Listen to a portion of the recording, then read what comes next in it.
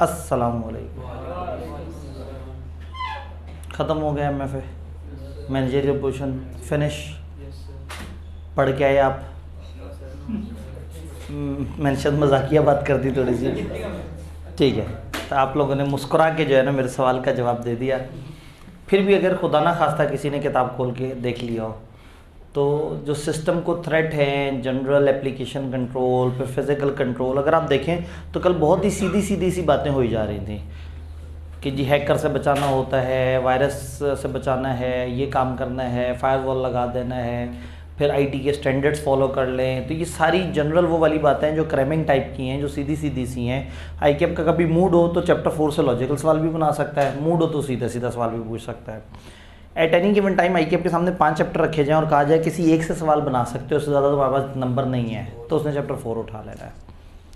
और अगर उनको कहा जाए कि कुछ ऐसा सवाल बनाओ कि चैप्टर्स भी कवर हो जाए, मज़ा भी आ जाए और हक भी अदा हो जाए, तो वो एक सवाल पेस्टल का बना देगा और जिसके अंदर एक सवाल के अंदर सारे मसाले पूरे हो जाएंगे, हर चैप्टर की थोड़ी सी रमक आ जाएगी। असूलन इन चैप्टर्स का बनता यही है। और ये चैप्टर्स नहीं होने चाहिए थे, एक चैप्टर होना चाहिए था पेस्टल जिसमें 3-3, 2-2 सफ़े के यूनिट होते, पॉलिटिकल के ऊपर, इकोनॉमिक पे, सोशल पे मोटी डिस्कशन होती है और पेपर में हम उसको समझ सकते हैं। इन्होंने उन अल्फाज को पकड़ के जज्बातियों के पूरे चैप्टर बना दिए और खुद ही आईकेएप हर अगले सेशन में समझ के चीज़ें माइनस करता जा रहा है। सोशल वाले में लास्ट टाइम बहुत सारी चेंजेस की थी, इस दफ़ा पॉलिटिकल वाले में से चीज़ें माइनस करती हैं, अगली दफ़ा शायद किसी और जगह से कुछ और चीज़ें माइनस कर देंगे। तो हो ये रहा है कि आहिस्ता वो समझते जा रहे हैं कि उन्होंने इसको एक्स्ट्राऑर्डिनरी बड़ा कर दिया है, जबकि सिलेबस की वेटेज कम है और अल्टीमेटली काम के चैप्टर 7, 8, 9 ही है। तो हर एग्जामिनर जिस मर्ज़ी तबके का हो, जो मर्ज़ी ख्यालात रखता हो, जब उसे सिलेबस नज़र आएगा तो वो लाजमी इंक्लाइंड होगा कि 4 में से 3 सवाल वो 7, 8, 9 से बना दे। बहुत ज़्यादा ख़राब करे तो 2 सवाल बहरहाल कम अज़ कम उस पोर्शन से बना दे। और अगर 2 इस पोर्शन से बनाने हैं तो फिर एक सवाल चैप्टर 4 का हो सकता है और एक कोई रट्टे वाला या पेस्टल सवाल हो सकता है। तो चैप्टर 4 इन 5 चैप्टर्स में इनफरादी तौर पर थोड़ा सा ज़्यादा अहमियत रखता है। सवाल ये है कि चैप्टर 4 जो आपने पढ़ा और उसमें जो चीज़ें देखी उसमें कोई कन्फ्यूजन, हमने कल ज़्यादा सफ़े पढ़े, पहले कम सफ़े पढ़े, लेकिन पहले हमने ज़्यादा टाइम लगाया और कल कम टाइम लगाया। क्योंकि मकसद ये है कि कल हम सीधी बातें पढ़ रहे थे और उससे पीछे हम कुछ लॉजिकल बातें पढ़ रहे थे, तो लॉजिकली भी हमने समझ लिया है, थ्योरेटिकली भी समझ लिया है। Now we are good to go in आईकेएप इंशाल्लाह ताला। चैप्टर 4 को लेके कोई कन्फ्यूजन, जो कल पढ़ा है, कोई सेंटेंस, कोई बात जो नहीं समझ आ रही, ऑल क्लियर? हम लोगों का एक मिड टर्म हुआ, आज का हमारा टारगेट वो मिड टर्म की डिस्कशन। वो मिड टर्म हमने मेनली उठाया आपके रीसेंट पेपर से, ताकि जब आप मिड टर्म में जाएं और आप देखें कि क्या आप आईकेएप के लेवल से तैयार हैं या नहीं हैं, तो सवाल वही आए जो एग्जैक्टली आईकेएप में आए हैं।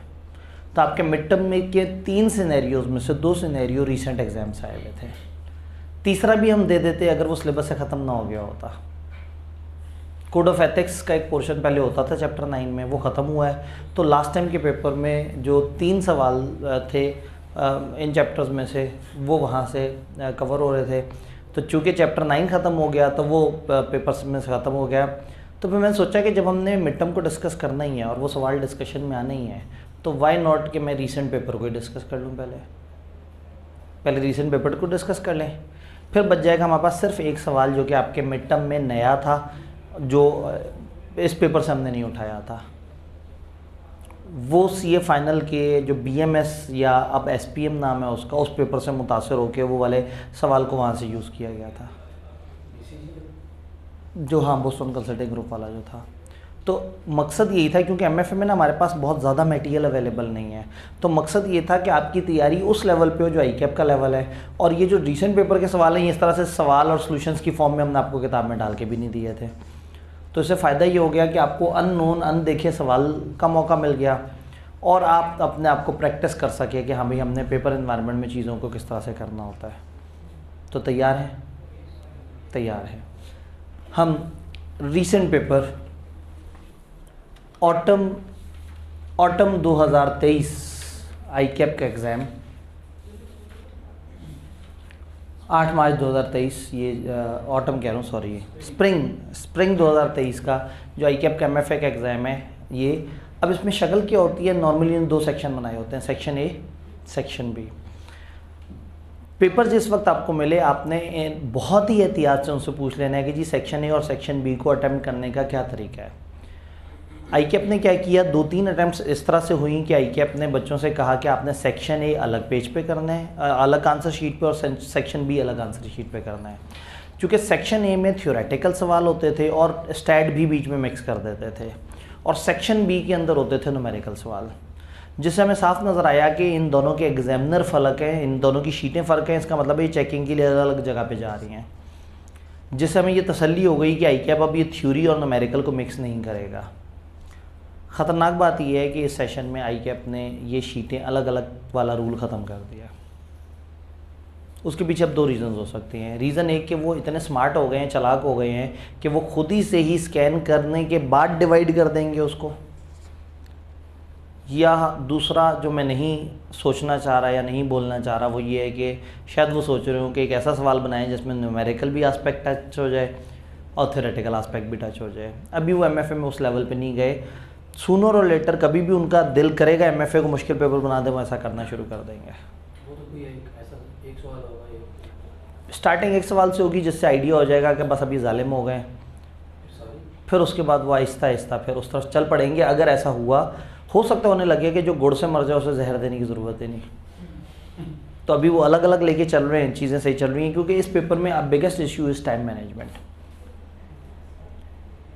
आइडियली ये नहीं करना कि न्यूमेरिकल और थ्योरी को मिक्स किया जाए। आइडियली एक एरिया पकड़ के उसको ख़त्म करके फिर दूसरे एरिया में जंप करना चाहिए, इधर वो न्यूमेरिकल हो इधर वो थ्योरी हो। जब आप कहते हैं कि अच्छा एक सवाल वो कर लूँ, उधर से फिर न्यूमेरिकल कर लूँ, फिर वो कर लूँ, तो थ्योरी का अलग मिजाज है, न्यूमेरिकल का अलग मिजाज है।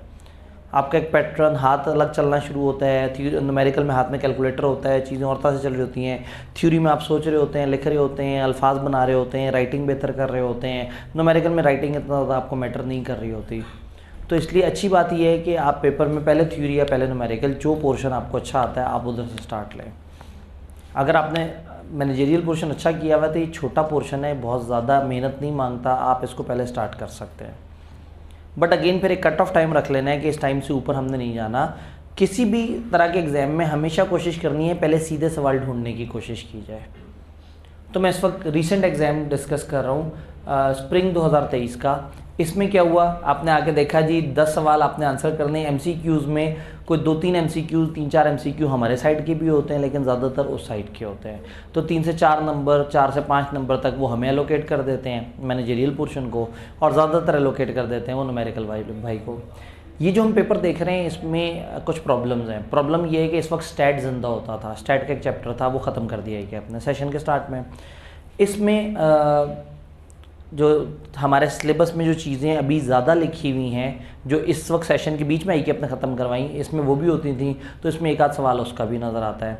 तो मैं उसके सवालों की प्रैक्टिस कर रहे होंगे तो एक सवाल बिला वजह माइनस हो जाएगा जो अब रिसेंटली आई कि अपने माइनस करवा दिया। तो ये पहला सवाल है। आपको पता है एमसीक्यू जो है वो आपने एक पेज पे उसके सिर्फ आंसर लिखने होते हैं, आपने इन सेंटेंसेस को दोबारा रिपीट नहीं करना होता, सिर्फ नंबर लिख देना होता है। देन हमने देखा क्वेश्चन 2 मैनेजरियल पोर्शन का, क्वेश्चन 3 मैनेजरियल पोर्शन का। 4 में इंडिपेंडेंट कुछ सिचुएशंस हैं, उसमें हमने बताना है। ये कोड ऑफ एथिक्स का सवाल है, चैप्टर 9 से आया हुआ सवाल है, लेकिन हमने इसका कुछ नहीं करना। ये जो ऊपर सवाल है, ये वाला सवाल, ये आपके क्रिटिकल सक्सेस फैक्टर्स है। ये कौन सा चैप्टर था भला? चैप्टर 8। 10 नंबर का सवाल चैप्टर 8 से आ गया। Question 3 outsourcing disruptive technology, chapter 4 से और थोड़ा सा चैप्टर 5, यानी यूँ समझे आईटी वाले पोर्शन से पूछ लिया। ये वाला उन्होंने एथिक्स से पूछ लिया 6 नंबर का, यानी कि यूँ समझें कि 10 और 6 16, चैप्टर 7, 8, 9 की जो वो है वेटेज उसने 16 नंबर की रखी। फिर उसके बाद ये बीच में स्टैट का सवाल था, वो क्या करते थे इसी पोर्शन में स्टैट का सवाल भी डाल देते थे। इसे साइड पे करते हैं। पेस्टल एनालिसिस एसबीआई के, और एसबीआई एक स्कूल है, लेकिन ये एसबीएस है, तो वो मुतासर हो गए हमारे जो है ना, उन्होंने एसबीआई लिखते लिखते ना वो गलती से वो भूल गए कि आखिरी वाला आई है वो वो स्कूल उन्होंने खामखा लिख दिया, तो चलें कोई बात नहीं, खैर है। स्टार बिजनेस स्कूल, उफ, स्कूल का वर्ड भी हमारा, बिजनेस वाला वर्ड भी हमारा, उन्होंने हमें स्टार प्रोडक्ट के तौर पे शायद काउंट कर लिया होगा, तो खैर हो सकता है सर एग्जामिनर ने उस टाइम ये नाम सोचो। हाँ, हो सकता है उस वक्त ये नाम सोचो और फिर ये नाम जो है वो चूँकि पब्लिकली आ गया हो तो फिर नाम बदल लिया गया हो। क्या बात कर दी, अगला कैंपस तो आपने खोलना ही है अगले सेमेस्टर, अगले attempt। वाह जी वाह, उन्होंने कहा अगली अटेम्प्ट में आपने एक और कैंपस तो खोलना है, उसका नाम ये रख दीजिएगा। ऐसे थोड़ी होता है, कैंपस की ब्रांच खुलेगी अच्छा, इसका मतलब खुलेगी सही। आगे, अगले सेशन, आप अगले सेशन पता नहीं कैसे काउंट करें, मैं अगला सेशन वो आगे वाले को, अगली दफ़ा यही सेशन, गर्मियों वाला दोबारा। अच्छा जी, खैर अब पढ़ते हैं। ये हमें समझ आ गया कि हमारे सवालों की कंपोजिशन क्या है। पेस्टल से 10 नंबर का सवाल आ गया, आईटी से 5 नंबर का आ गया, 3 नंबर डिस्क्रिप्टिव में से आ गया और 16 नंबर जो है वो हमारे उन 3 चैप्टर्स में से आ गया। एक को हम क्रॉस कर देंगे। पेपर आपके सामने आया, आपने देखा एक सिनेरियो, आपने देखा सीधा सवाल, फिर आपने देखा सिनेरियो, फिर आपने देखा सिनेरियो। तो आपको समझ आया है कि 2 भारी सिनेरियो हैं, 2 बड़े सिनेरियो, क्वेश्चन 6, क्वेश्चन 2, थोड़े से सिनेरियोज़ हैं, आधे आधे सफ़े पे मौजूद नज़र आ रहे हैं या कम से कम 1/3 पे नज़र आ रहे हैं। और एक सवाल नज़र आया जिसमें छोटे छोटे सिनेरियो हैं। जो छोटे छोटे सिनेरियो हैं प्रिज्यूम किया जा सकता है कि उसमें दिक्कत थोड़ी सी कम होगी। और एक सीधा सवाल, रटे वाला सवाल, जिसमें किरदार शिरदार उस तरह से नहीं है और मतलब उन आउटसोर्सिंग और फलाना फलाना और डिसरप्टिव टेक्नोलॉजी, तो ये नज़र आ रहा है हमें कि सीधा सवाल है, रटे वाला सवाल। तो पेपर में सबसे पहले रटे वाला, फिर छोटे सिनेरियो और फिर एंड पे बड़े वाले सिनेरियो। अच्छा, बड़े सिनेरियो अगर 2 हैं या 3 हैं, असल में सवाल ही कितने से होने हैं? हमारे एरिया की टोटल वर्थ इतनी है कि ज़्यादा से ज़्यादा 4 सवाल, तो 4 में से एक उन्हें सीधा देना पड़ता है। अगर सारे सिनेरियो बनाए तो फिर बच्चे कहेंगे कि जी वो 40-60 वाली रेशो कहाँ गई जो नॉलेज और एप्लीकेशन बेस्ड वाली होती है कहानी। तो एक सवाल उन्हें लामहला सीधा देना पड़ता है, एक दरमियाना सा बनाना पड़ता है और 2 अच्छे मुनासिब से सिनेरियो बनाने पड़ते हैं। अच्छा, अब 2 सिनेरियो अगर आपने एंड पे करने हैं, सबसे पहले सीधा सवाल करना है, फिर छोटे वाले सिनेरियो, अभी ये इसमें हम डिस्कस नहीं कर सकते, ये अब सिलेबस से हमारे रिलेट नहीं कर रहा, पिछली अटैम्प्ट में सिलेबस से रिलेट कर रहा था। तो असूलन आपको पहले ये सवाल करना चाहिए, फिर ये सवाल करना चाहिए, ये 8 नंबर और ये 6 नंबर, 14 नंबर, और दूसरी तरफ 10 और 10 20। 14 नंबर में से शायद 11-12 नंबर लेना आसान है, लेकिन उस 20 में से 10 से ऊपर की जंग भी थोड़ी मुश्किल हो सकती है। तो पहले सीधा सवाल किया, फिर छोटे सिनेरियो किए, फिर बड़े सिनेरियोस को सामने रख के देखा कि आपको उनमें से कौन सा टॉपिक अच्छा आता है। मिलते जुलते नंबर हैं, दोनों 10-10 नंबर के सिनेरियो हैं, तो देखना है कि आपको कौन सा ज़्यादा पसंद है। एक में उन्होंने क्रिटिकल सक्सेस फैक्टर पूछ लिया चैप्टर 8 से, जिसको घोल के पीना है। अगर आपको फ़ौरन से याद आ रही हैं वो बातें तो फिर इसको पहले किया जा सकता है। और पेस्टल का सवाल, पेस्टल बाय डिफ़ॉल्ट एक इतना ओपन सा कॉन्सेप्ट है कि उसके लिए चैप्टर्स को रटा याद होना बहुत ज़्यादा ज़रूरी नहीं है, बस आपको पिक करते चले जाना है। आपने अब तक प्रैक्टिस की होगी कि अलग अलग तरह के सवाल आते हैं, कौन सा सवाल पे किस तरह से किया जाए। तो याद है एक सवाल जो पूरे मॉडल पे तबसरा कराता है, सिचुएशन दी होती है, कहते हैं मॉडल के एलिमेंट्स पूरे करो, तो आप एलिमेंट्स की हेडिंग दे देते हैं और बस सिनेरियो पकड़ के लाइनें वहाँ पे डालते रहते हैं। तो पेस्टल वाला सवाल, उसमें उन्होंने कहा पेस्टल एनालिसिस करें जो इन्फॉर्मेशन दी गई है ऊपर। इसका मतलब है ज़िंदगी आसान होगी। मैं सवाल शुरू करूँगा, 2 सफ़े होंगे, एक सफ़े पे 3 हेडिंग्स डालूंगा, अगले सफ़े पे 3 हेडिंग्स डालूंगा और सबके नीचे मैं 5-5, 6-6 लाइनें खाली छोड़ दूँगा और सिंपली अब सवाल पढ़ता जाऊँगा और हर लाइन को गौर से देखते हुए किसी ना किसी उसमें क्लासीफाई करता जाऊँगा। सवाल ख़त्म, मेरा जवाब ख़त्म। तो ये ज़्यादा आसान होता है ये वाली केस स्टडी, जिसमें आपने एक पूरे मॉडल को एक पूरे मॉडल को सिनेरियो से उठा के पिक करना होता है। ये कम टाइम टेकिंग होता है। लेकिन अगर ऐसा सवाल हो कि मॉडल एक्सप्लेन करो और सवाल में से चीज़ें पुट करो, उस पर टाइम ज़्यादा लगता है। तो ऊपर वाले सवाल में उन्होंने एक मॉडल और पूछा है, उसमें उन्होंने पूछा है CSF के अंदर जॉनसन्स कॉल्स, वो कहते हैं identify, explain and relate Johnson's call 6 step approach to using CSF from the scenario above. Identify करें, एक्सप्लेन करें और रिलेट करें। इसका मतलब है सवाल के 2 हिस्से हैं, एक है आइडेंटिफाई और एक्सप्लेन करें, हेडिंग दें और एक्सप्लेन करें, और दूसरा है सिनेरियो को रिलेट करें। तो हो सकता है आप में से कोई कहे सर नहीं, मैं वो वाले सवाल को आसान नहीं मानता, मैं इसको आसान मानता हूँ कि मैं पहले तो अपना रट्टा चेप दूंगा। स्टेप 1 लिखा, जल्दी से लिखा कि स्टेप 1 का नाम क्या है, उसके अंदर क्या होता था, फिर कुछ लाइंस का गैप जोड़ा, स्टेप 2 लिखा, फिर स्टेप 3 लिखा, 6 स्टेप लिख दिए। ये हौसला हो गया कि 10 नंबर है, मरे से मरे 4 आ जाने हैं। बात समझ रहे हैं? सर जी 10 इसमें से जो लिखना है तो 6 स्टेप्स में तो ये एक पेज की मुश्किल ही होगा। नहीं, असल में स्टेप्स और स्टेप्स के को इससे लिंक करके भी बताना है, और एक स्टेप और दूसरे स्टेप के दरमियान आप लाइन तो देने की कोशिश करेंगे। तो आपने आंसर शीट पे 3 हेडिंग्स लिख दी, 3 स्टेप आइडेंटिफाई किया। आइडेंटिफाई और एक्सप्लेन में फ़र्क है, आपने सिर्फ एक्सप्लेन नहीं करना, आइडेंटिफाई भी करना है। आइडेंटिफाई एंड एक्सप्लेन का मतलब होता है हेडिंग देनी है और फिर उसके बारे में बात करनी है। तो इसकी हेडिंग क्या है? स्टेप 1, जॉनसन कॉस ने 6 स्टेप बताए ना, step 1, step 2, step 3।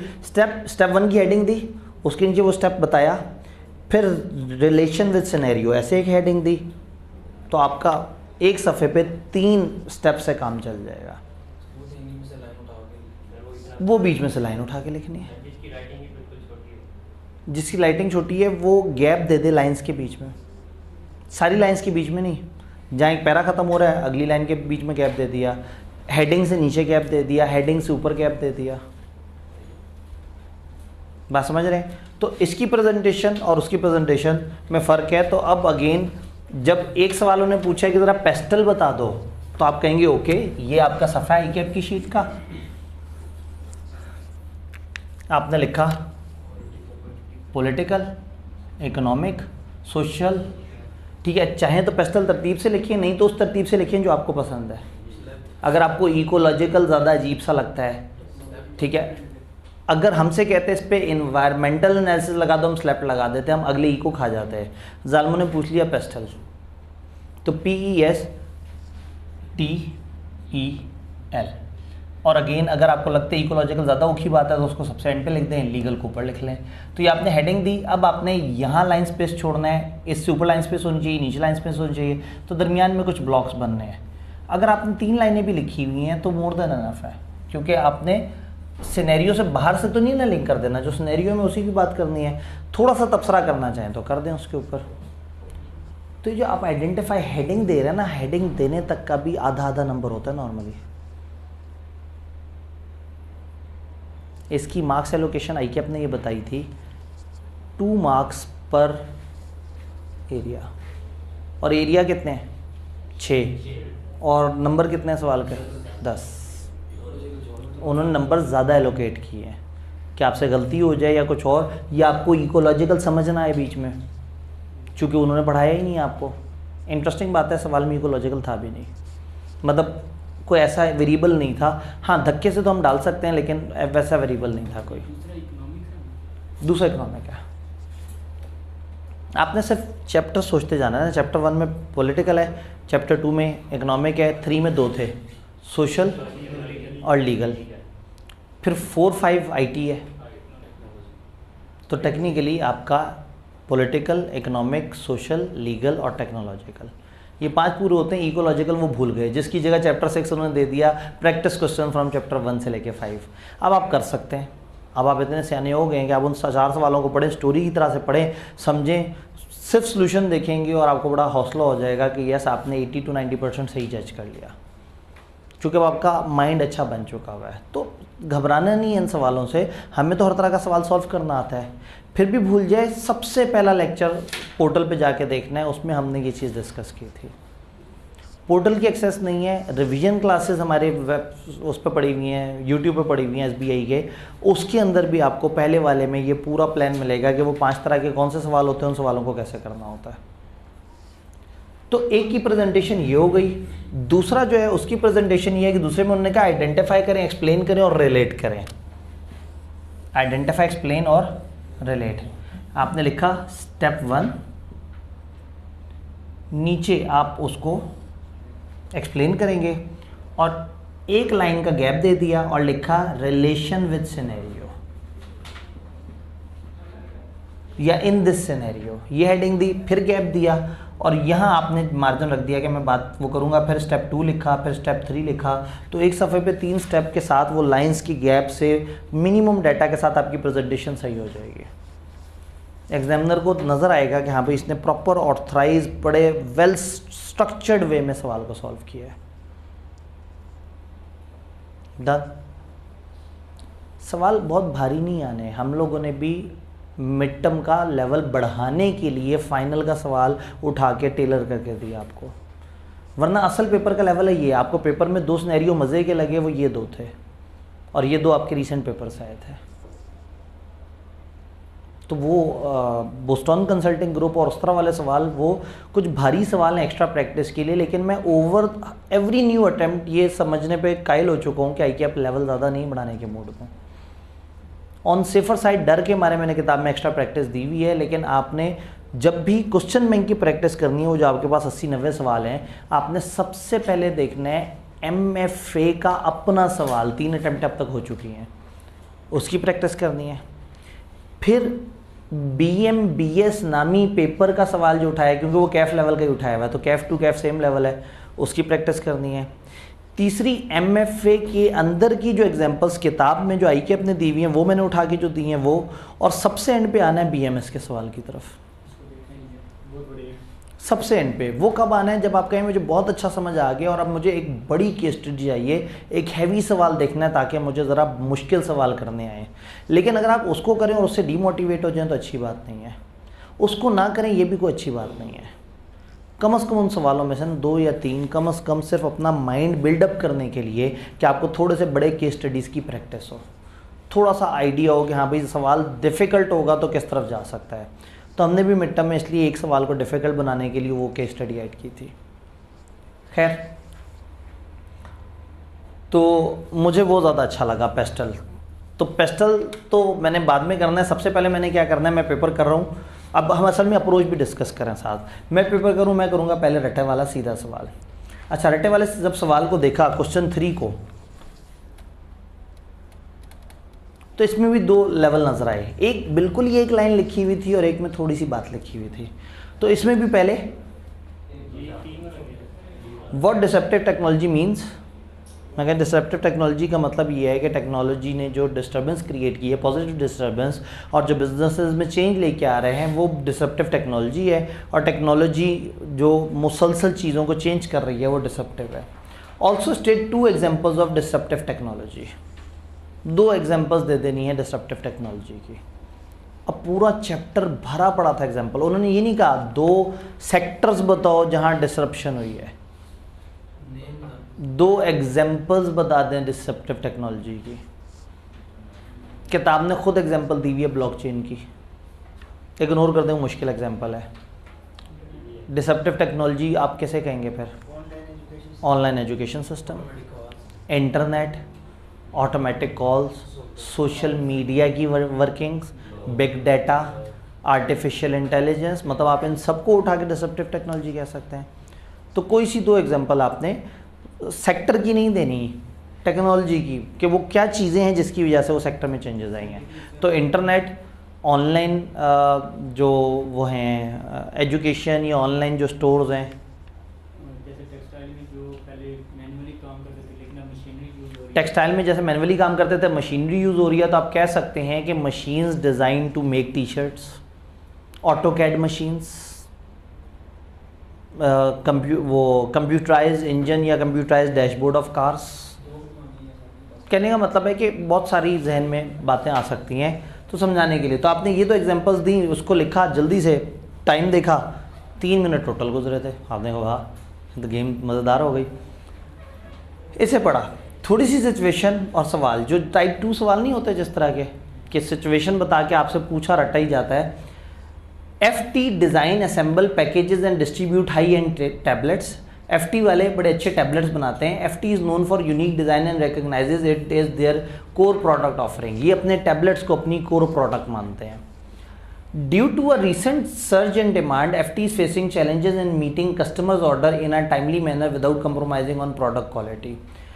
Recently demand काफ़ी ज़्यादा बढ़ गई है, चीज़ें जो है वो मुश्किल होती जा रही हैं, आपको चैलेंजेस आ रहे हैं कस्टमर के ऑर्डर टाइमली बेसिस पे पूरे करने में विदाउट कंप्रोमाइजिंग। टाइमली तो कर सकते हैं, जल्दी से करके देते हैं, लेकिन प्रोडक्ट क्वालिटी ख़राब हो सकती है। तो प्रोडक्ट क्वालिटी ख़राब किए बगैर कस्टमर्स की नीड को मीट करना थोड़ा सा मुश्किल लग रहा है। FT is considering outsourcing some of its activities to meet the demand. FT अब सोच रहा है कि वो कुछ चीज़ों को आउटसोर्स करे। इस जुमले के ऊपर लिखा होना चाहिए था ignoring the discussion given in above paragraph, या notwithstanding anything contain in above paragraph. सवाल ये है एक्सप्लेन आउटसोर्सिंग। आउटसोर्सिंग किसे कहते हैं? Provide reason why FT should opt for outsourcing to meet the demand, या एफटी को निकाल के पढ़ते हैं। Provide reason why any institution should opt for outsourcing to meet the demand. क्यों किसी भी इदारे का आउटसोर्सिंग, तो आउटसोर्सिंग क्या होती है और आउटसोर्सिंग किसी भी इदारे को क्या फ़ायदा दे सकती है। Also explain which activity should कोई भी इदारा आउटसोर्स। तो अब अगेन सीधा सीधा सवाल है, लेकिन एफटी को बीच में हमने इसका वो करेक्टर ज़रूर देना है।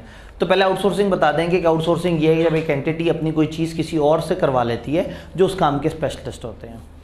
फ़ायदा क्या होगा, क्यों करना चाहिए, टाइम सेव होगा, कॉस्ट सेव होगी, फलाना, वो जो आउटसोर्सिंग के फ़ायदे हैं वो बता दें।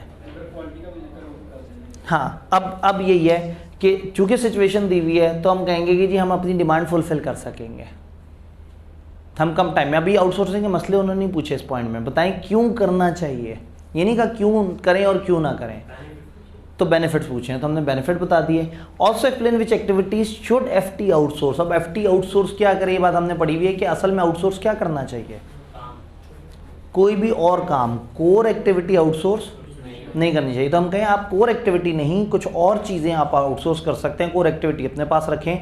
अब चूंकि सवाल ने बड़े वाज़े तरीके से हमें बताया कि इनका कोर एक्टिविटी क्या है, टैबलेट्स, तो आप कहें कि टैबलेट्स वाला काम ये अपने पास रखें, लेकिन उससे रिलेटेड जो काम है और उससे कनेक्टेड जो बाकी काम है, डिज़ाइन वगैरह से हट के जो बाकी काम है वो आउटसोर्स करता है। तो आउटसोर्सिंग पूछी, उसके फ़ायदे पूछे और कौन सी चीज़ आउटसोर्स करनी चाहिए और कौन सी नहीं करनी चाहिए ये पूछा, लेकिन एफटी को बीच में डाल दिया और आपने एफटी को साथ साथ इस्तेमाल किया। डन। क्वेश्चन 4 को मैं नहीं डिस्कस कर सकूंगा क्योंकि ये कोड ऑफ एथिक्स वाला है और अभी हमारे सिलेबस से निकल गया है। यानी अगर उस वक्त ये सिलेबस में ना होता तो गालबन यहाँ उन दो में से कोई एक होता। कौन दो? ट्रकर और ट्रिपल ए। ठीक है, ये दो मॉडल्स हैं, तो बहुत ज़्यादा चांसेस हैं कि इन दो मॉडल्स में से पेपर में सवाल आए, क्योंकि उस चैप्टर में अब ये दो ही मॉडल बच गए हैं। तीसरा आईकेएफ वाला होता था, वो ख़त्म हो गया है। हाँ, जनरल सवाल हो सकता है कि एथिक्स क्या होते हैं, क्यों होते हैं, अच्छे होते हैं, बुरे होते हैं। जनरल तबसरा रट्टे वाला आपसे करवाया जा सकता है। तो अब चैप्टर 9 की ये दो मॉडल्स को आपने उतनी इंपॉर्टेंस देनी है जितनी 7 और 8 को दे रहे हैं। तो 7, 8 और ये दो मॉडल समझें आपका MFA 60-65% तैयार। देन पेस्टल की ओवरऑल सेंस डेवलप हुई हुई है। तकरीबन हर अल्टरनेट अटेम्प्ट में एक आध दफ़ा ऐसा होता है कि पेस्टल का सवाल आ जाता है। अभी मत सोचिएगा कि अब अल्टरनेट अटेम्प्ट में है तो अब शायद नहीं आएगा, इस तरह से नहीं, ये किस्मत पे डिपेंड करता है। तो मैं ये वाला सवाल करने के बाद फिर जाता इस छोटे सवाल पे जो मैं नहीं जा सका।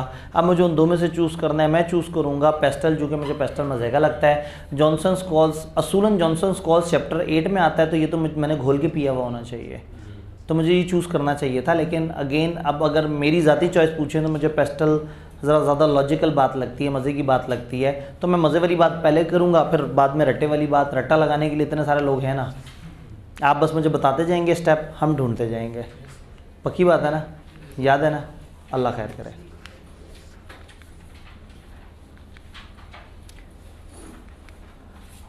लें जी, SBS धकेशों पे अल्फाज में उन्होंने हमारे दायरे का जिक्र किया। हम इसके लिए आईकेएफ के बहुत मशहूर हैं। जब आपने सोच लिया कि मैंने करना क्या है, सवाल को ऐसे कर लिया, तो फिर सवाल को बार बार नहीं पढ़ना पड़ेगा। वरना क्या होता है, लोग पहले पॉलिटिकल पे आके खड़े होते हैं, फिर सवाल को एक दफ़ा पढ़ते हैं, फिर कहते हैं कुछ मिस ना कर दिया, फिर दोबारा से पढ़ते हैं और पॉलिटिकल की 2 लाइनें निकालते हैं, फिर सोशल पे आके खड़े होते हैं, फिर सवाल को पढ़ना शुरू कर देते हैं। ऐसे करना ही नहीं है। हमने हेडिंग्स लगा दी हैं, पढ़ते जाएंगे, जो चीज़ जहाँ फिट होती गई करते जाएंगे, और अल्फाज भी कोशिश करें नहीं कि उठा लें, अपनी जहमत ही ना करनी पड़े जी। आइडियली इस तरह के सवाल को 2 पेज, क्योंकि मतलब वो बहुत ज़्यादा लिखने लिखाने का, 2 पेज का मतलब एक पेज पे आप औसतन 5 नंबर का लिख रहे हैं। 5 नंबर के लिए आईकेएफ की शीट बड़ी बारीक सी होती है, शायद मेरे ख्याल में 29-30 तो लाइनें होती हैं उसमें, काफ़ी बड़ा पेज है उनका जी।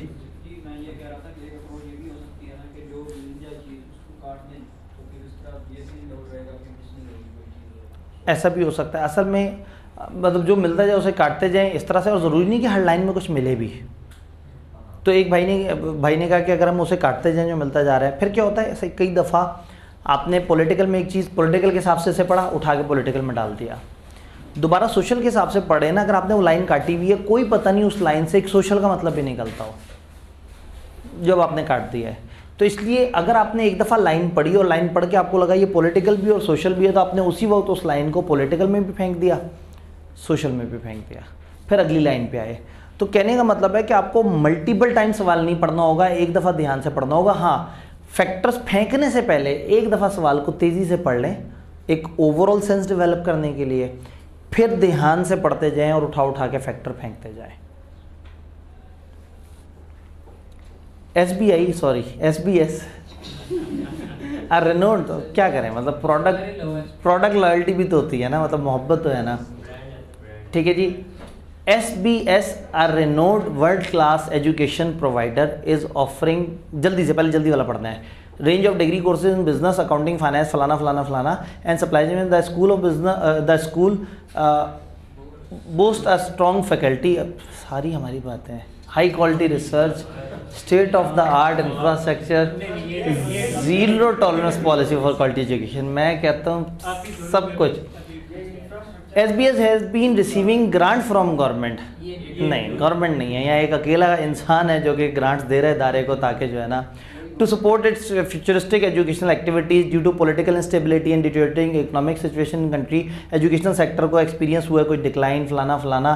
फर्दर अंडर कंसिडरेशन है कि ग्रांट जो यूनिवर्सिटी को सिर्फ और सिर्फ HEC की रिकमेंडेशन भी दी जाए, और एक बिल शिल भी उसके बारे में पास हो रहा है। कंपेटिटिव रहने के लिए आपने हैवीली इन्वेस्ट कर दिया है सॉफ्टवेयर पे, टेक्नोलॉजी पे, एजुकेशन प्रोग्राम्स पे, smooth delivery of lectures both online and in person, इसमें थोड़े से मसले हैं अभी ऑनलाइन में। It also reserving seats and offering scholarship for international students working on student faculty exchange program with world class university। Long term plan में जो है वो various online program international students के लिए और फैसिलिटेशन ऑफिसेज मुख्तलिफ countries में open करने के लिए, जहाँ से आपको अच्छी कोलैबोरेशन मिल सकती है। अच्छा ओवरऑल थीम है, तेज़ी से पढ़ा, अब लाइन बाय लाइन पढ़ना है और जहन में सोचना है पॉलिटिकल, इकोनॉमिक, सोशल, टेक्नोलॉजिकल, इनमें से जो चीज़ जहन में आती जाए।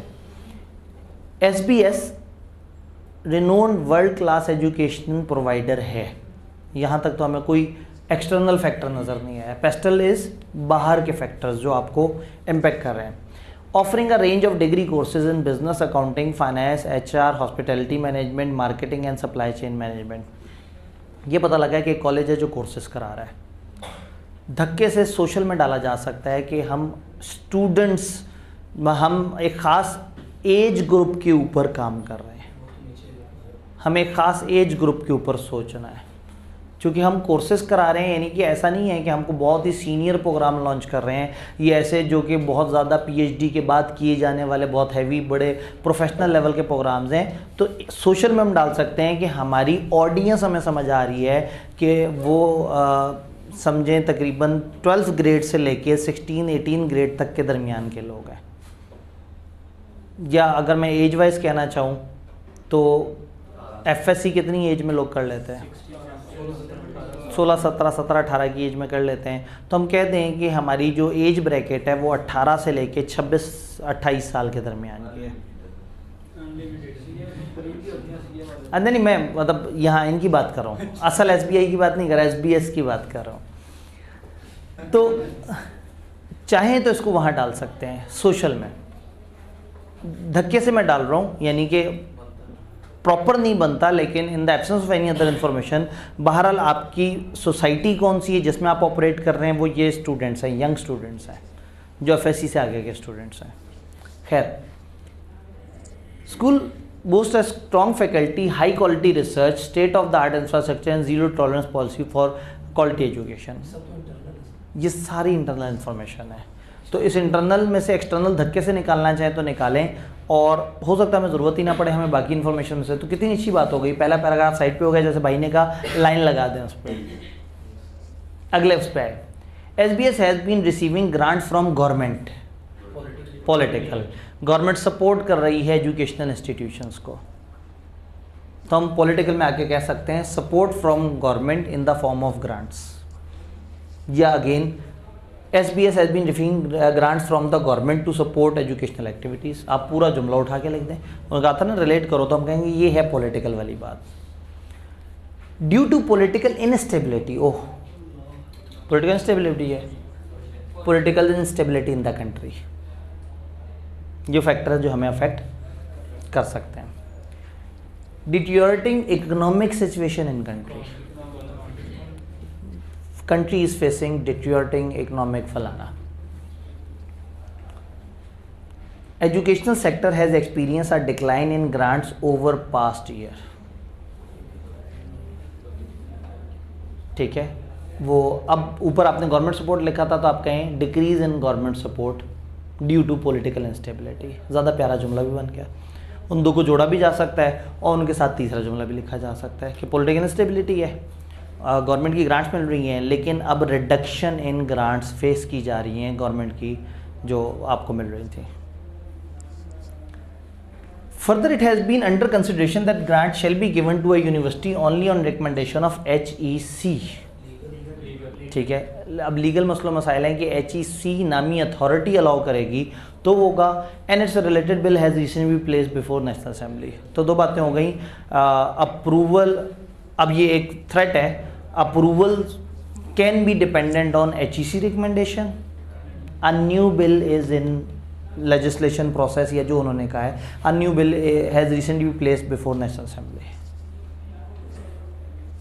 In order to remain competitive, SBS has invested heavily in latest software and technology for education program. Technological factor में हो गया using latest software and technology to ensure smooth delivery of lectures both online and in person. या आप कह सकते हैं कि latest software and technology required for online and in person classes. जी अब अगेन मतलब फैक्टर तो है ना, यानी हमने देखना है पेस्टल हमें कैसा अफेक्ट कर रहा है, तो हम कहेंगे हमें ऐसा अफेक्ट कर रहा है कि ये चाहिए जो हमने ले लिया है, तो उस फैक्टर ने हमें इम्पैक्ट तो किया है ना, तो इम्पैक्ट होने के बाद क्या हुआ है, हमने वो ख़रीद लिया है। या यूँ कह दें कि we had to invest in latest software and फलाना, घूम फिर के बात ये लिखनी है कि लेटेस्ट जो सॉफ्टवेयर और technology required. It is also reserving seat and offering scholarship for international students and is working on student and faculty exchange program with world class universities। इस जुमले का क्या करें, सोशल। अब दुनिया में ये चल रहा है कि इधर के बच्चे वहाँ, उधर के बच्चे यहाँ, इधर की फैकल्टी वहाँ, उधर की फैकल्टी वहाँ, तो सोशल के अंदर आप ये जुमला अगर आपको नहीं इंग्लिश समझ आ रही है तो एज इट इज उठा के वहाँ पे लिख दिया। SBS long term plan include launching various online program for international student and opening facilitation offices in country। हाँ जी, अब अगेन सोशल लग रहा है, launching various online program for international students, या इंटरनेशनल स्टूडेंट्स की मार्केट में आपको एंट्री मिल रही है, तो हाँ टारगेट मार्केट मिल रही है। अब हम देख रहे हैं कि हमारे पास क्या नहीं है, टेक्नोलॉजी है, सोशल है, इकोनॉमिक में चीज़ें लिखी हुई हैं, पॉलिटिकल में लिखी हुई हैं, लीगल इकोलॉजिकल नहीं है। सवाल को एक दफ़ा देखेंगे और अगर नहीं मिला तो ठीक है, जो नहीं मिला तो कोई ज़बरदस्ती तो नहीं है, ठीक है। इन कंट्रीज़ अब हम निकालेंगे, ज़बरदस्ती कैसे निकालेंगे, in countries with high potential for collaboration international student, तो इसका मतलब हमारी पॉपुलेशन बढ़ रही है और अब इसमें इंटरनेशनल स्टूडेंट्स भी ऐड हो रहे हैं। अब इकोलॉजिकल कहाँ से निकालें, इकोलॉजिकल है जिसमें आपने इन्वायरमेंट फ्रेंडली होना होता है, इन्वायरमेंट फ्रेंडली कहीं नहीं है, कहाँ है, ऑनलाइन प्रोग्राम्स। आप यहाँ बैठ के दूसरे मुल्कों को सर्व कर रहे हैं, आपके लोग ट्रैवल नहीं कर रहे, जब ट्रैवल नहीं कर रहे तो जहाज़ों का ईंधन नहीं लग रहा, पेट्रोल नहीं लग रहे, इस तरह से काम नहीं हो रहा। जब ऑनलाइन क्लासें दे रहे हैं तो बच्चे क्लासों में आके बैठ नहीं रहे, AC नहीं चल रहा, कार्बन डाइऑक्साइड नहीं क्रिएट हो रही, माशरे को डैमेज नहीं हो रहा। तो ऑनलाइन और टेक्नोलॉजी का ज़्यादा यूज़ अल्टीमेटली आपकी फ़िज़िकल एनवायरनमेंट को प्रोटेक्ट करता है। तो कभी भी पेपर में टेक्नोलॉजिकल फैक्टर दिया और उसमें कुछ टेक्नोलॉजी का इस्तेमाल हो तो हर टेक्नोलॉजी का इस्तेमाल कागज़ के इस्तेमाल को घटाता है, दरख्त बच जाते हैं, उतने दरख्त कत्ल होने से बच जाते हैं, ठीक है। हाँ, जो फिज़िकली, भाई फिज़िकल कॉलेज का मतलब है लोग आएंगे वो पेट्रोल साड़ते हुए आएंगे, पेट्रोल पे खर्चा होगा उसके अलग मसलो मसाइल, धुआं निकलेगा उसके अलग मसलो मसाइल, नॉइज़ क्रिएट होगी अलग मसलो मसाइल, मोहल्ले वाले तंग होंगे अलग मसलो मसाइल, हमें एसी चलाने पड़ेंगे हम तंग होंगे। हॉस्टल में सारी आबादी बढ़ गई है लोगों की, जी जो आबादी बढ़ गई है लोगों की, हॉस्टल हाँ पॉपुलेशन ओवर जो हुई है लोगों की। हाँ, पॉपुलेशन के मसलों मसाइल, जब जितने ज़्यादा लोग हॉस्टलों में रहेंगे उतना ज़्यादा जो है वो हब्स क्रिएट होगा, उतना गर्मी पैदा होगी, उतनी परेशानी होगी। तो अगेन इकोलॉजिकल ना उसके लिए ज़रा ज़्यादा लंबा सोचना पड़ता है। सवाल एक्सप्रेसली बता दे तो अच्छी बात है, ना बताए तो ऑनलाइन के अंदर आप थोड़ा सा कह सकते हैं कि shifting on online devices and shifting to online educational programs can help us make environment sustainable. ऐसा वर्ड है कि एग्जामिनर भी गलबाजियाँ खाता रह जाएगा कि बच्चा कह सही रहा है लेकिन पता नहीं क्या इसको पता है कि ये क्या कह रहा है। तो आप कह देंगे यूजिंग डिवाइसेस या using online system environment can become more sustainable. प्यारा सा जुमला, कुछ ना समझ आए आपने ये उठा के लिख देना, लेकिन कम से कम को आईटी शाईटी हो सवाल में। तो आईटी हमेशा मैक्सिमम एनवायरनमेंट को प्रोटेक्ट करने में हेल्प करती है।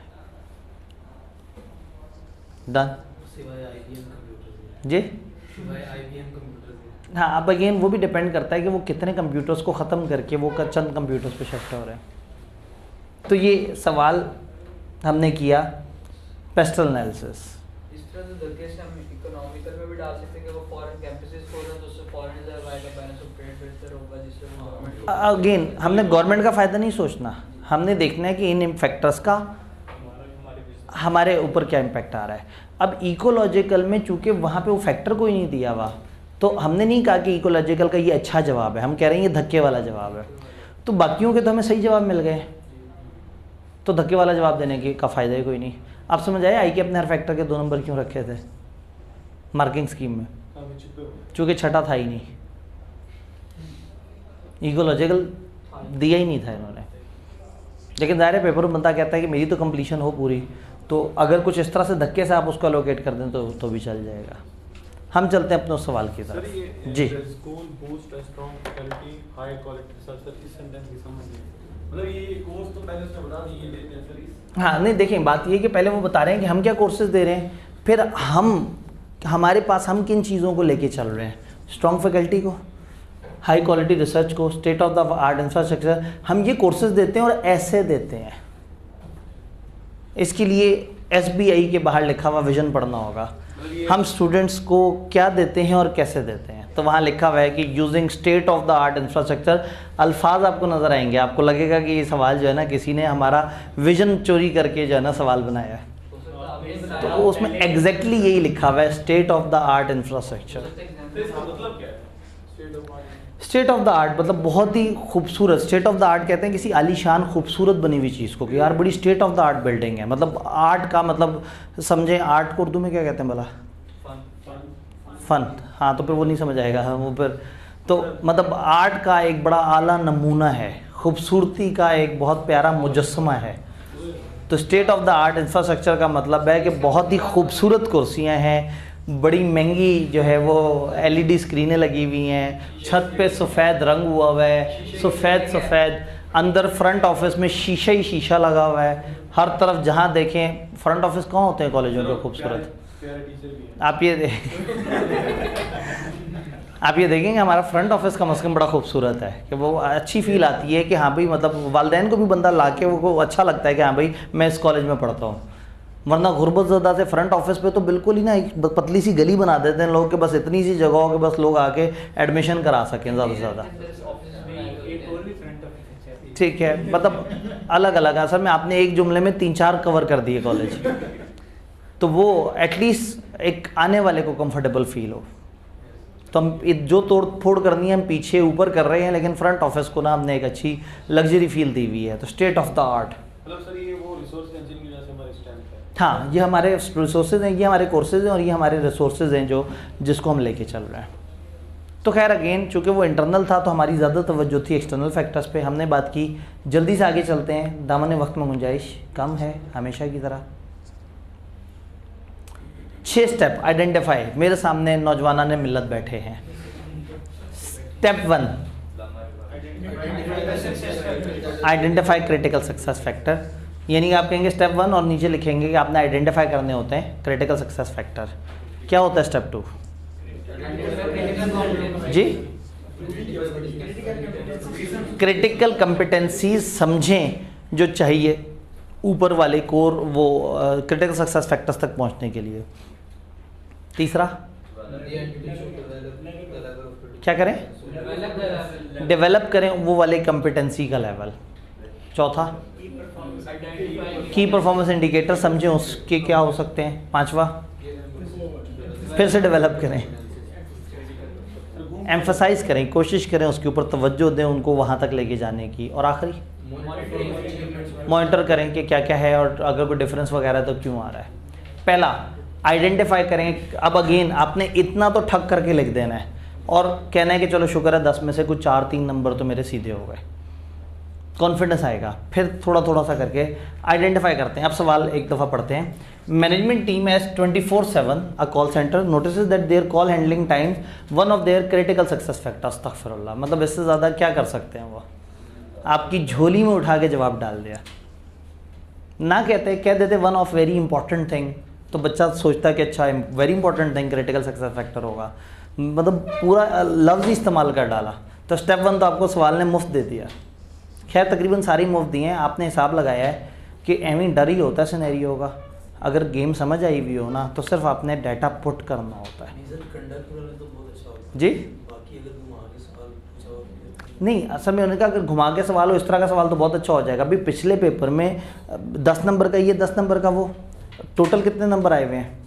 10 ये 8 ये 18 18 6 24 और 10 34 नंबर के थ्योरेटिकल सवालों में से 20 नंबर के वो सिनेरियो हैं जिनको आप कह रहे हैं कि हाँ इस तरह के सवाल आ जाएं फिर तो मज़ा है। तो इस तरह के सवाल आ जाएं क्या? यही तो आए हैं। कहने का मतलब है this is level of I cap. ये नहीं है कि आप कहेंगे आई कैप में जाएंगे तो जन्नाती सवाल आएंगे। मैं मिड टर्म में कुछ भी डाल देता ना, आप कहते हैं सर मिड टर्म तो हो गया, आई कैप होगा या नहीं होगा, तो हमने जान के मिड टर्म के सवाल आई कैप के सवाल उठा के मिड टर्म में डाल दिए।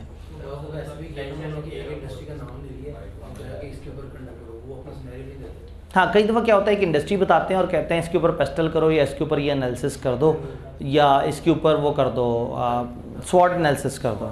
तो इंडस्ट्री भी वो देंगे जो कॉमनली नोन होगी, जिस पे आप तबसरा कर सकते होंगे, जो आपकी अब तक की एजुकेशन ने आपको बताया होगा। और अगर वो मुश्किल बात की है तो सबके लिए की है। फिर आपको फ़ायदा होगा आपको फॉर्मेट का, आपको फ़ायदा होगा आपने जवाब को लिखना कैसे है, आपको फ़ायदा होगा आप अच्छे उस्तादों से पढ़े हुए हैं जिसमें बताया है कि आपने क्या क्या लिखना है, किस तरह से प्रेजेंट करना है। और यकीन माने मैं लास्ट टाइम फेसबुक के कमेंट पे बड़ा सड़ गया, तो बच्चे ने कहा कि सर बस ये नहीं बताते कि सवाल सॉल्व कैसे करना है। मैं इतना अंदर तक ना जल गया, मैंने कहा भाई मैं आधा टाइम ही तवज्जो उस पर दे रहा होता हूँ कि क्या करना है किस तरह से। अब चूंकि अकाउंटिंग में क्या होता है कि टीचर सवालों को क्लास में लिखवा रहा होता है, दैट इज़ पार्ट। अकाउंटिंग में सवाल करा के वैल्यू आती है, थ्योरी में समझा के और बच्चों के अंदर से एक राइटर डेवलप करके आती है वैल्यू। आप उन्हें गाइड कर सकते हैं, बता सकते हैं, लेकिन ऐसा नहीं है कि हर दिन हम कहें चलो भाई ये सवाल है अब लिखो सारे के सारे, और मैं सुकून से बैठूं चाय पीऊं कॉफ़ी पीऊं गेम शेम खेलूं। हाँ भी लिखा, कितने गंदे बच्चों नहीं ना लिख रहे, अब कल दोबारा लिखेंगे, तो मेरा तो फ़ायदा ही फ़ायदा है। तो थ्योरियों का ये चक्कर नहीं होता, थ्योरी वाले ने समझाना होता है और लोगों को इनेबल करना होता है। अकाउंटिंग वाले को पता होता है मैं जितना मर्जी इनेबल कर दूँ, एंड पे करना तो इन्होंने वही है, तो समझाने की ज़रूरत नहीं। वो इतने सवाल करा के कि आपको इतना जिच कर देता है कि आप पेपर में भी जाके सवाल का कुछ ना कुछ कर के पेपर पास कर लेता है। कोई भी, मतलब अकाउंटिंग ऐसी ही होती है, ठीक है। मतलब मैं खुद भी अगर अकाउंटिंग कॉस्ट अकाउंटिंग को वो करता हूँ तो मैं भी सवाल करा के हैशर कर देता हूँ, उलझन हो रही होती है क्या कर रहा हूँ, लेकिन उस चीज़ की नेचर ऐसी है। मेरा दिल करता है मैं ब्रेक इवन के 2 सवाल कराऊँ और बच्चे इनेबल हो जाएं और सारे सवाल खुद करें, बट 2 सवाल करा के इनेबल करने के बाद उन्हें होमवर्क देने के बाद वो होमवर्क भी हमने कराना होता है, उनको कोई टेस्ट दिया है तो टेस्ट भी हमने सॉल्व कराना होता है। तो that is nature of that subject.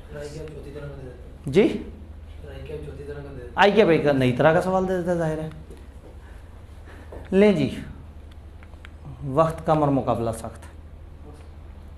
लें जी, मैनेजमेंट टीम एक दफ़ा तेज़ी से पढ़ लें और फिर तोड़ के पढ़ेंगे ताकि एक मैप बन जाए। तो क्रिटिकल सक्सेस फैक्टर था ये, उसमें अंडर परफॉर्म कर रहे हैं। मैनेजमेंट ये मानती है कि प्रॉपर ट्रेनिंग और इनएडिक्वेट स्टाफिंग जो है मेन रीज़न है इस डिक्लाइन की वजह से। डाटा शो करता है कि अगर desired call handling time to achieve the competitive advantage is 30 second, अगर आप 30 सेकंड के अंदर कॉल हैंडलिंग अच्छी कर लें तो अच्छा है, लेकिन इस वक्त आपका कितना है 45 second. Importance of the issue को देखते हुए मैनेजमेंट ने 3 एडिशनल स्टाफ हायर की और एम्फसाइज कर रहे हैं एम्बिशियस ट्रेनिंग टारगेट्स वगैरह रिजॉल्व करने के लिए नेक्स्ट 3 मंथ्स के अंदर। मैनेजमेंट क्लोजली फॉलो कर रही है progress of implementation of plan और उसने डिक्रीज नोट किया है कि वो 35 सेकंड तक आ गया है, 45 से 35 तक आ गया, अब आहिस्ता आहिस्ता 30 तक का सफ़र जारी है। For second month target is reduce to 30 second which will outbeat the competition and 28 second in third month, और थर्ड मंथ में तो वो 28 सेकंड पे चले जाएंगे, ज़्यादा ही जज्बाती हो गए और मार्केट लीडर बन जाएंगे कॉल हैंडलिंग टाइम में। कॉल सेंटर्स के लिए बड़ा इंपॉर्टेंट है कि वो कितने टाइम में कॉल को हैंडल करके और किस तरह से उसको आगे प्रोसेस करते हैं। आइडेंटिफाई एक्सप्लेन हमने कर लिया है, रिलेट करें 6 स्टेप्स को। तो पहला स्टेप आइडेंटिफाई करें CSF, क्या है इनका CSF? कॉल हैंडलिंग टाइम इनका क्रिटिकल सक्सेस फैक्टर है। दूसरा क्या था भला? क्या क्रिटिकल कंपिटेंसीज आपको चाहिए वो करने के लिए? तो उन्होंने कहा जी प्रॉपर ट्रेनिंग और स्टाफिंग सही नहीं है जिसकी वजह से हमें प्रॉब्लम आ रहा है। तो आपको समझ आ गया कि कौन सी कंपिटेंसी मिसिंग है, स्टाफ की ट्रेनिंग या स्टाफ का नॉलेज और एक्सपीरियंस, और स्टाफिंग कम है, इनएडिक्वेट है, कम है। तो नंबर ऑफ रिसोर्सेज और ट्रेंड या experience resources are those critical competencies जो आपको चाहिए। डन? अच्छा तीसरा क्या था जी? नहीं KPI इतनी जल्दी नहीं आता, डेवलप करें। अब ये डेवलप आपने करना है तो हम कहेंगे जी 3 एडिशनल स्टाफ हायर कर लिए, वो वाली चीज़ कम करना शुरू कर दी। ठीक है, मॉनिटरिंग में थोड़ा सा आगे जो आप साथ साथ देख रहे हैं ना, 35 पे चला गया, 30 पे चला गया, ये बाद वाली चीज़ है। अभी आपने वो क्या स्टेप्स लिए हैं जिससे आप एक अपनी डेवलप करना चाह रहे हैं? तो एडिशनल स्टाफ की हायरिंग हुई है और ट्रेनिंग वगैरह का भी जिक्र था कहीं, और सेटिंग एम्बिशियस ट्रेनिंग टारगेट्स ताकि ये इशू रिजॉल्व हो। सर जो तीसरा स्टेप है उसमें लेवल ऑफ क्रिटिकल कंपिटेंसी को डेवलप करना, मतलब उसमें जो ऊपर दिया हुआ है कि 30 सेकंड तक या ना 40 सेकंड, ये बात नहीं है। नहीं, असल में ये वो है and result. Critical success factor numeric नहीं होता, अमाउंट्स में नहीं होता, नंबर्स में नहीं होता, लेकिन KPI नंबर्स में। तो क्रिटिकल सक्सेस फैक्टर क्या है? कम टाइम में हमने आंसर करना है। कितने कम टाइम में आंसर करना है, ये KPI है। तो कम टाइम में आंसर करने के लिए क्या करना होगा? नया ज़्यादा स्टाफ रखना होगा, ट्रेन करना होगा। करते करते करते करते हम उस टारगेट तक पहुंच जाएंगे, और टारगेट क्या है? 30 सेकंड। याद रखना है पेपर में जो CSF और कंपिटेंसीज हैं ये न्यूमेरिकल नहीं है, ये थ्योरेटिकल है, क्वालिटेटिव चीज़ है, और जो KPI है वो क्वांटिटी है। अच्छा जी, तो क्या हुआ तीसरे स्टेप में? अब आप वो कर रहे हैं, डेवलप कर रहे हैं, एडिशनल स्टाफ लेके आ रहे हैं, और ट्रेनिंग के आपने बड़े अच्छे से टारगेट्स रखे हुए हैं जिससे आप प्रॉब्लम को लगता है मीट कर लेंगे। चौथा क्या है जी? KPI। अब 2 मसले हैं, स्टाफ कम है और कॉल हैंडलिंग का टाइम ज़्यादा है इस तरह से। तो KPI क्या है जी? कॉल हैंडलिंग का टाइम 30 सेकंड होना चाहिए, और स्टाफ की नंबरिंग उन्होंने नहीं हमें बताई कि कितने होने चाहिए, तो उसको हम कुछ नहीं बता सकते। तो हम कहेंगे एक KPI जो सवाल ने दिया हुआ है हमें वो क्या है? चूँकि अब खुद से नहीं सोचना कि क्या होना चाहिए, इनके हिसाब से जवाब देना है। ये सवाल बड़ा अच्छा होता है जो अपने ही सिनेरियो में आपको बाउंड कर देता है कि सिनेरियो में रहते रहते जवाब दें। डन? अच्छा जी, चौथा KPI हमने बता दिया। 5वां क्या है?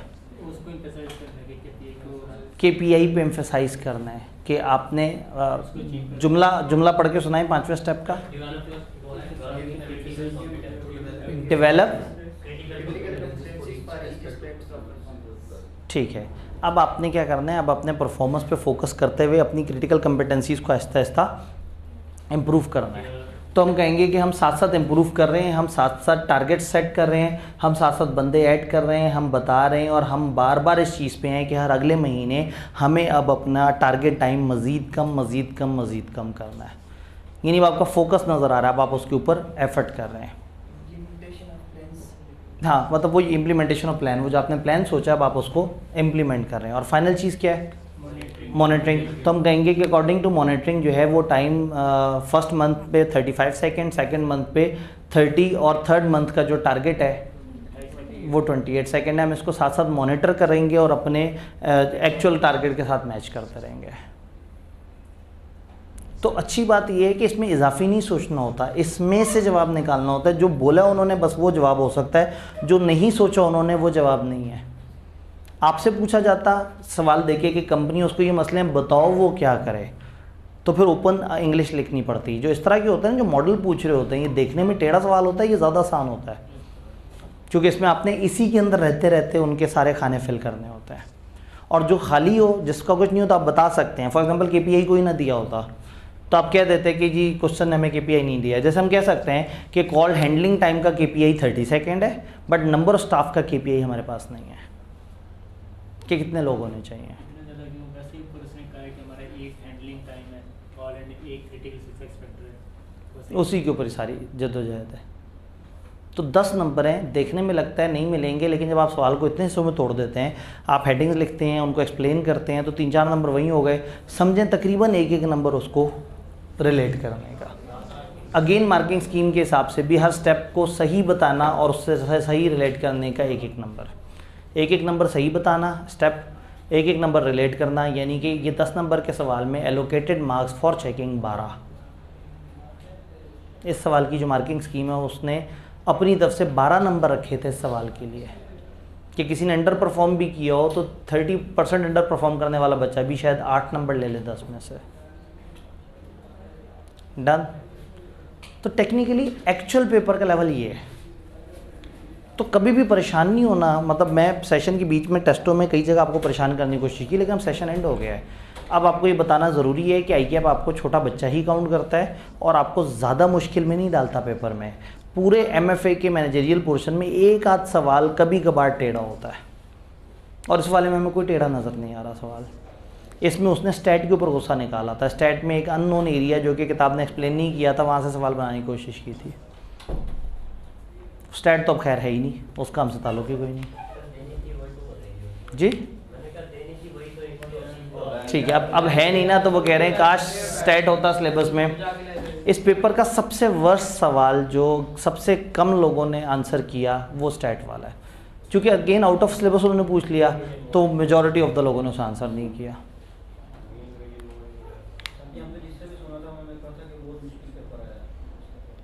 हाँ, अब बहुत मुश्किल पेपर मैनेजरियल पोर्शन या न्यूमेरिकल, ये भी तो प्रॉब्लम है ना। तो मतलब किसी और पोर्शन के कचरे की वजह से मेरा पोर्शन तो ना उसके ऊपर तो दाग मत लगाएं। मेरा तो कितना हसीन पोर्शन है। और ये देखें ना आप, मेरे पोर्शन में क्या है, कितना प्यारा सवाल है। CSF रट्टा मारा हुआ है आपने, आपका रट्टा और आपकी लॉजिक टूटी बज्जी लॉजिक के साथ भी इसमें से 5 नंबर तो बहुत आसान है। ओए क्या कह दिया इससे पहले कि मैं जज्बाती हो जाऊं। आगे चलते हैं। अब बचता है हमारा वो वाला सवाल जो सीनियर सवाल था। अब आप कहेंगे सर क्या बात करते हैं, अब ऐसा सवाल देखने का दिल ही नहीं कर रहा, इतना एक माहौल बन गया है। लेकिन एक मिनट, उसमें एक आध सवाल और भी था।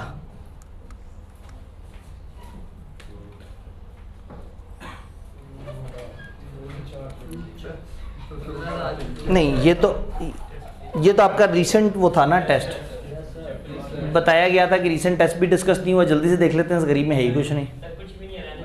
फीचर्स बताने आपने लेफ्ट रेडिकल्स के, फाइनेंशियल इंसेंटिव स्ट्रेटेजी, ये क्या होती है?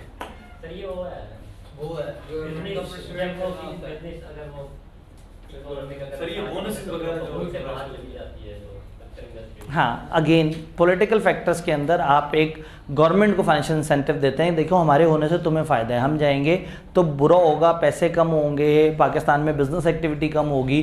तो एक पॉलिटिकल प्रेशर ग्रुप क्रिएट करने का एक तरीका आप फाइनेंशियल इंसेंटिव स्ट्रेटेजी की तरफ आते हैं। फ्रूट लीडिंग ब्रांड है, फ्रूट जूस का फलाना फलाना करते हैं। What political factor in the business environment should be consider for a company like fruit. Fruit जैसी कंपनी को क्या पॉलिटिकल फैक्टर्स कंसिडर करने चाहिए? अभी थोड़ा सा दिमाग लगाने वाला सवाल है। लीडिंग ब्रांड है फ्रूट जूस का, concentrate operating in local and international market. Local market में भी है और मुल्क से बाहर भी हैं, जैसे US, कनाडा, UAE, यूरोप, तकरीबन सारी दुनिया में पहुँच गए।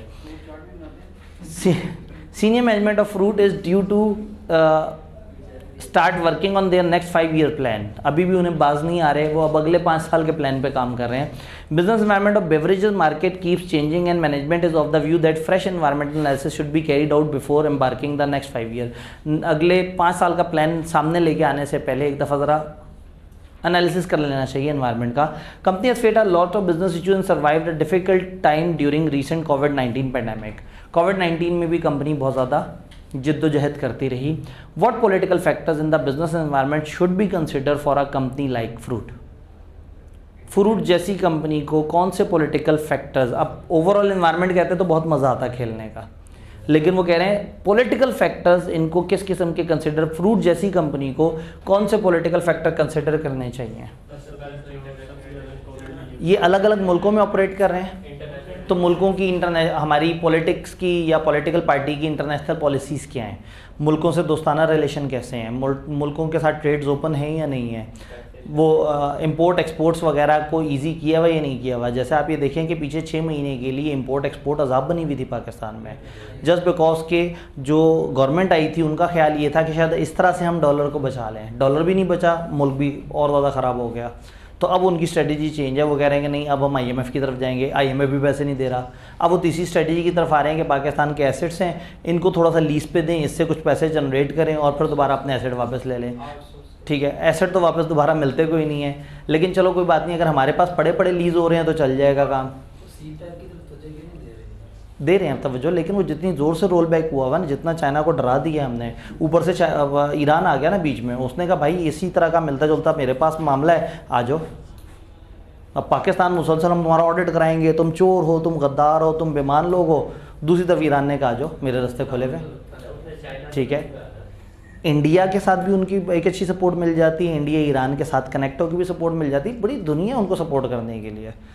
वो हमारी तरफ देख रहे थे कि चलो हम मतलब उनसे अक्सर पैसे शैसे मांगते रहते हैं तो हम उनकी सुन लेंगे, और हम उनकी सुन भी रहे थे और पैसे शैसे भी मांग रहे थे। तो प्रॉब्लम ये हुआ कि वो इमरान खान को अचानक से लगा कि ये पता नहीं क्या क्या करप्शन हो रही है, और जनाब ऐसा ज़ोर का उसके ऊपर अटैक हुआ कि वो सारे घबरा घबरू के साइड पे हो गए, और जिस इदारे से बचाना था वो इदारा आ गया।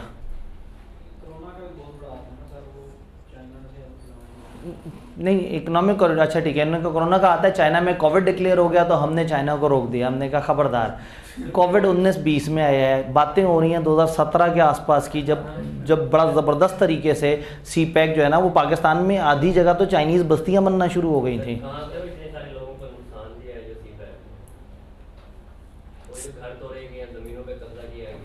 एग्जैक्टली अब जाहिर है, अब आप ये कहेंगे कि जी वो इतने, तो वो तो किसी भी मोटरवे ने वही नुकसान किया है, गवर्नमेंट की किसी भी स्कीम ने ऐसे ही नुकसान किया होता है। DHA भी ऐसे ही करते हैं। कहने का मतलब है कि इसको CPEC से लिंक मत करें, इसको लिंक करें पाकिस्तान की लोकल सोच से। मतलब आप कहें मोटरवे इसलिए गलत होती है कि वो किसान की फसल से गुजरती है और फसल छीन लेती है, फसल वाले को उसके पैसे मिलते हैं या नहीं मिलते वो एक गवर्नमेंट के अपने मसले हैं। ये कह के मोटरवे को गलत कह देना तो मुनासिब नहीं है। हाँ, ये हमारी अप्रोच है कि हम उनको कैसे डील करें, और उनको डील करके बहुत सारी जगह मोटरवेज पूरी टर्न करती हैं उन ज़मीनों के लिए जो लोगों ने नहीं दी होती, और वो लोग भी ज़रा तगड़े होते हैं इसलिए वहाँ से मोटरवे टर्न कर जाती है। जो लोग माड़े होते हैं बेचारे, मोटरवे रगड़ जाती है उन्हें। तो खैर ये मसला और है जिसको हम किसी और मसले के साथ रिलेट कर रहे हैं। यानी कि इसका मतलब है कि हमें, चूँकि लोगों के घर मुतासर हो सकते हैं, तो हमें इंटरनेशनल प्रोजेक्ट में जाना ही नहीं चाहिए, बजाय इसके कि हम कहें कि हम अपना गन साफ़ करें। हम कहें चूँकि हमारा ये मसला है, ये ऐसे ही है जैसे आप कहें मेरा दिल नहीं करता पढ़ने का, तो फिर रहने दें, CA का फ़ायदा ही कोई नहीं। तो CA का बहरहाल फ़ायदा रहेगा, मसला अपना है कि मेरा पढ़ने का दिल नहीं करता, तो रादर दिन मैं अपने आप को इम्प्रूव करूँ, मैं कह दूँ CA ही बुरी चीज़ है, तो CA बुरी नहीं है, कोई और चीज़ बुरी नहीं है, बुरा मैं हूँ जिसके अंदर एक मसला है, मुझे अपने आप को ठीक करने की ज़रूरत है। तो खैर पॉलिटिकल फैक्टर्स जल्दी से बताएं। फ्रूट नहीं, कोविड का स्पेसिफिक जवाब नहीं देना, उन्होंने कहा इनको कोविड में भी मसले आए, तो फिर आप कहें कि पॉलिटिकल सपोर्ट होनी चाहिए कोविड में। कोविड के दौरान इनको जो है वो हेवंस मिलने चाहिए, इनके टैक्सेस नहीं लगने चाहिए। इस तरह की किसी आफत के दरमियान जो है वो गवर्नमेंट की तरफ से एक एक्स्ट्रा सपोर्ट होनी चाहिए। ठीक है जी, ठीक है जी। और बिजनेस स्टार्ट करने के लिए सर बिज़नेस स्टार्ट करने के लिए कंट्री सपोर्ट करे, बिज़नेस को पनपने के लिए सपोर्ट करे, फॉरेन एक्सचेंज का इन और आउट होना आसान हो, बाहर से पैसा पाकिस्तान से इजीली आ सके, इधर का पैसा इजीली बाहर जा सके, पाकिस्तान की ट्रेड यूनियन सपोर्टिव हो, ओवरऑल क्लाइमेट ऐसा हो जो कि पाकिस्तान में पाकिस्तान से बाहर इनको बिज़नेस करने में हेल्प कर सके। अगेन असल में आप फ्रूट समझ रहे हैं, इसको दोबारा से समझ लें, फ्रूट नहीं है ये फ्रूट जूस के कंसनट्रेट्स हैं, डब्बों में डाल के बड़े अरसे तक महफूज रहने वाली चीज़ है, ठीक है। हाँ, तो ये फ्लेवर्स हैं, ये उनके लिक्विड्स हैं, लिक्विड के अंदर मसाले डले हुए हैं और ऐसा है कि वो बड़े अरसे तक जो है वो प्रिजर्व रह सकता है। तो इसको फलों के साथ देखेंगे तो फिर आप परेशान ही रहेंगे, ठीक है। हाँ, आपके जहन में फ्रूट चाट आ रहा है फ्रूट को लेके, तो इतना जज्बाती नहीं होना। अच्छा, सिर्फ एक जल्दी से रिसेंट मॉक में भी एक ऐसा सवाल, छोटा सा रट्टे वाला सवाल था, ज़रा देख लें वो क्या था। हम जो नहीं देख सके वो ये क्वेश्चन 3 है जिसकी हमें शर्मिंदगी है। अरे क्वेश्चन 4 तो डिसरप्टिव टेक्नोलॉजी है, ठीक है। वो तो इसका मतलब है कि सिवाय उस बड़े वाले सवाल के हमने डिस्कस कर लिया। तो हाउस द फील, आग लगा सकते हैं। प्रॉब्लम है कि 30 से 40 नंबर हमारे पास हैं और बाकी नंबर हैं दूसरों के पास, अकाउंटिंग के एरियाज़। अगेन वहाँ पे भी आपका जो 2 बहुत इंपॉर्टेंट टॉपिक्स हैं वो बजटिंग और टाइम वैल्यू ऑफ मनी, और सुना है कि आपका जुलाई अगस्त इन्हीं 2 टॉपिक्स के ऊपर लगना है। अब तो आपने असल गेम जो है ना वहाँ पे अब शुरू होने लगी है, हमारी चीज़ें कवर हो गई हैं। अब हम करेंगे ये कि next week most probably, next week से मुराद है ईद के बाद नेक्स्ट वीक, मोस्ट प्रॉब्ली हम थर्सडे से रिवीजन क्लास स्टार्ट कर देंगे इंशाल्लाह। लेकिन वेडनेसडे एक में कंटिजेंसी है कि हो सकता है कमती लॉ को डिस्कस करते करते मुझे एक दिन और कमती लॉ को देना पड़े, चूँकि होना ये है कि मैंने अगले वीक ईद के बाद वाले वीक में आपको अपने वाले 3 दिनों में पढ़ाना है और उससे अगले वीक में पूरा वीक पढ़ाना है। मैंने दूसरे सर से बात की है, मैंने कहा वो वीक मुझे दे दें और अगले सारे मेरे वीक आप ले लें। तो यूँ समझे कि जब आप वापस आएंगे तो 1.5 हफ्ते की हमारी रिवीजन क्लास होगी इंशाल्लाह। बट वो स्टार्ट थर्सडे से होगी या फ्राइडे से होगी, इसके ऊपर कंटिजेंसी है कि कंपनी लॉ वालों का बुध तक कितना हुआ होता है। अगर वहाँ एक दिन और चाहिए होगा तो वो वाला टाइम मैं आप लोगों का स्नैच करके उनको दे दूँगा और फिर आपको 2 दिन उस वीक के और 6 दिन नेक्स्ट वीक के आपके पास सफिशेंट मिल जाएंगे। हम MFA सारे को एक दफ़ा फिर तेज़ी से गो थ्रू कर लेंगे इंशाल्लाह।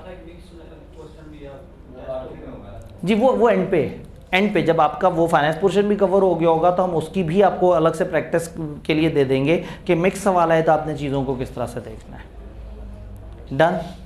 तो कहानी भी ख़त्म नहीं हुई, अभी रिवीजन क्लास भी है, लेकिन बहरहाल सिलेबस हमारा अल्हम्दुलिल्लाह जो है वो ख़त्म हो गया जून के अंदर रहते रहते। खैर हमारा सिलेबस 50% भी नहीं था बेचारा, 35 से 45 था और सेशन के बीच में हमें अचानक से डज लगा दी। उन्होंने कहा नहीं जी अब आप 30 से 40 पे रह गए हैं। तो 30 से 40 नंबर के लिए जितना हो सकता था हमने उससे ज़्यादा करने की कोशिश की। अल्लाह करे आप लोग साथ साथ चलते रहे हों। कहानी वही है 7, 8 और 9 की 2 चीज़ें, ये सबसे बड़ी तवज्जो, और बाकियों को हल्का फुल्का गुजारा मुजारा लाइक किया जा सकता है। चैप्टर 4 को ज़रा ज़्यादा रिवाइज़ करना है। तो अभी सेशन कब ख़त्म हुआ है? रिवीजन क्लास के आखिरी दिन दुआए खैर कर लेंगे जी।